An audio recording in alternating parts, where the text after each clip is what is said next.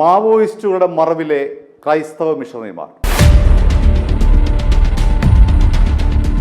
2026 March 31-നകം ഭാരതത്തെ Maoist മുക്തമാക്കുക എന്നുള്ളത് BJPയുടെ അജണ്ടയായിരുന്നു. അതനുസരിച്ച് ആഭ്യന്തരമന്ത്രി അമിത്ഷാ നടപടികൾ കൈക്കൊള്ളുകയും അത്തരത്തിലൊരു പ്രഖ്യാപനം നടത്തുകയും ചെയ്തു. ഇപ്പോൾ ആ ഒരു ഓപ്പറേഷനുമായി ബന്ധപ്പെട്ട തുടരന്വേഷണത്തിൽ എൻഫോഴ്സ്മെന്റ് ഡയറക്ടറേറ്റ് കണ്ടെത്തിയിരിക്കുന്നത് ഞെട്ടിപ്പിക്കുന്ന ഒരു വിവരമാണ്. TTI എന്ന ചുരുക്കപ്പേരുള്ള അമേരിക്കയിലെ ഒരു ക്രൈസ്തവ ഫണ്ടിംഗ് ഏജൻസി ആദിവാസി മേഖലയിൽ മുടക്കിയത് 95 കോടി രൂപയാണ്.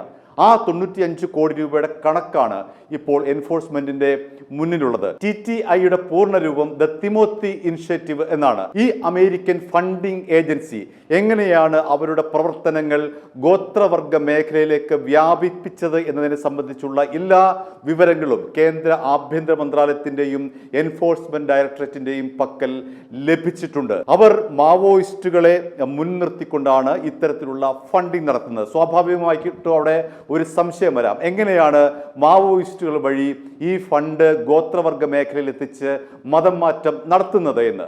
ആ ഒരു സംശയത്തിന് അറുതി വന്നിരിക്കുകയാണ്. കാരണം കത്തോലിക്ക വൈദികരും കന്യാസ്ത്രീകളും മാവോയിസ്റ്റ് മേഖലയിൽ സജീവമായിരുന്നു.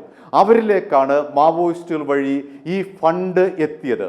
ആ ഫണ്ട് ഉപയോഗിച്ചുകൊണ്ട് ആദിവാസി മേഖലയിൽ അടക്കം വലിയ തോതിലെ ക്രൈസ്തവ മതപരിവർത്തനത്തിനാണ് ശ്രമം നടന്നിട്ടുള്ളത് എന്നാണ് എൻഫോഴ്സ്മെന്റ് ഇപ്പോൾ കണ്ടെത്തിയിരിക്കുന്നത്. മിസോറാം, ഒഡീഷ, നാഗാലാൻഡ്, അരുണാചൽ പ്രദേശ്, ഛത്തീസ്ഗഡ്, ഝാർഖണ്ഡ് എന്നീ സംസ്ഥാനങ്ങളിലാണ് ഈ മാഫിയ പടർന്ന് പന്തലിച്ചിരിക്കുന്നത്.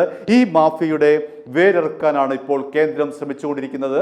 അതിൻ്റെ ഭാഗമായിട്ടാണ് മാവോയിസ്റ്റ് മുക്ത ഇന്ത്യ എന്ന ആ ഒരു പ്രോസസ്സിന്റെ ഭാഗമായി നടന്ന തുടരന്വേഷണത്തിൽ ഇത്തരമൊരു തട്ടിപ്പ് സംഘത്തെ കണ്ടെത്തിയിരിക്കുന്നത്. ദ തിമോത്തി ഇനിഷ്യേറ്റീവ് എന്ന് പറയുന്ന ക്രൈസ്തവ സംഘടനയെ കണ്ടെത്തിയിരിക്കുന്നത്. മാത്രമല്ല, ഒഡീഷയിൽ ഈ സംഘടനയ്ക്കെതിരെ ശക്തമായി രംഗത്ത് വന്നയാളാണ് സ്വാമി ലക്ഷ്മണാനന്ദ. ഇദ്ദേഹത്തെ അതിക്രൂരമായിട്ടാണ് മാവോയിസ്റ്റുകൾ കൊലപ്പെടുത്തിയത്. അതായത് ക്രൈസ്തവ മിഷണറിമാർ വഴി അവിടെ നടക്കുന്ന മതപരിവർത്തനത്തെ ശക്തമായി എതിർത്ത സ്വാമി ലക്ഷ്മണാനന്ദയെ ക്രൂരമായിട്ടാണ് ഈ കന്യാസ്ത്രീകൾക്കും വൈദികർക്കും വേണ്ടി മാവോയിസ്റ്റുകൾ കൊന്നൊടുക്കിയത് എന്ന് നമുക്കിവിടെ കണ്ടെത്താൻ കഴിയും. മറ്റൊരു പ്രധാനപ്പെട്ട ഒരു കാര്യം സ്റ്റാൻ സ്വാമിയുടെ അറസ്റ്റാണ്. സ്റ്റാൻ സ്വാമിയും ഈ നെറ്റ്വർക്കിൽപ്പെട്ട ആളാണ് എന്ന് തന്നെയാണ് കേന്ദ്ര ആഭ്യന്തര മന്ത്രാലയം കണ്ടെത്തിയത്. അദ്ദേഹത്തിന് ജാമ്യം നൽകിയിരുന്നില്ല. അദ്ദേഹം ജയിലിൽ മരിക്കുകയും ചെയ്തു. ആ മരണവുമായി ബന്ധപ്പെട്ട് ഇന്ത്യക്ക് അകത്തും പുറത്തും ഈ ക്രൈസ്തവ സംഘടനകൾ ഇന്ത്യയെ താറടിക്കാനുള്ള ബോധപൂർവമായിട്ടുള്ള ശ്രമങ്ങളാണ് നടത്തിയത് എന്ന് നമ്മൾ കാണാതെ പോകരുത്. സ്റ്റാൻ സ്വാമി അടക്കമുള്ളവർ ഇത്തരം അമേരിക്കൻ ഫണ്ടിംഗ് ഏജൻസിയുടെ കയ്യിൽ നിന്നും പണം വാങ്ങി ഇവിടുത്തെ പാവപ്പെട്ട ആദിവാസി ദളിത് വിഭാഗങ്ങളെ ക്രൈസ്തവവൽക്കരിക്കാൻ വേണ്ടി നടത്തുന്ന ആ ചെയിൻ്റെ ആ ഒരു നെറ്റ്വർക്കിന്റെ ഭാഗമെന്നാണ് കേന്ദ്ര സർക്കാർ പറയുന്നത്.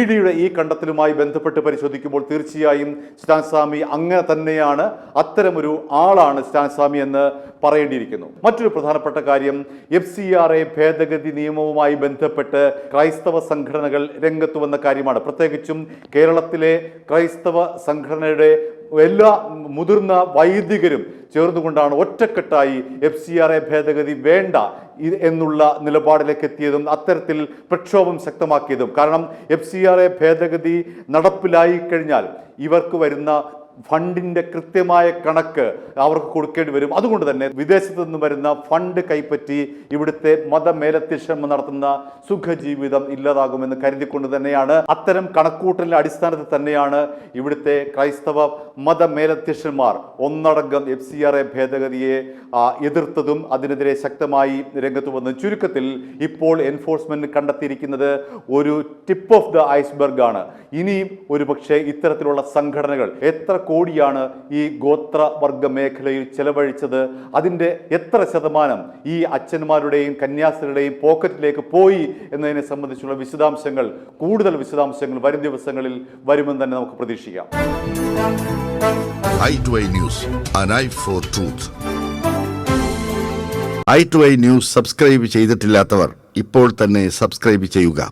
നോട്ടിഫിക്കേഷൻ ലഭിക്കുവാൻ ബെൽ ബട്ടണും അമർത്തുക.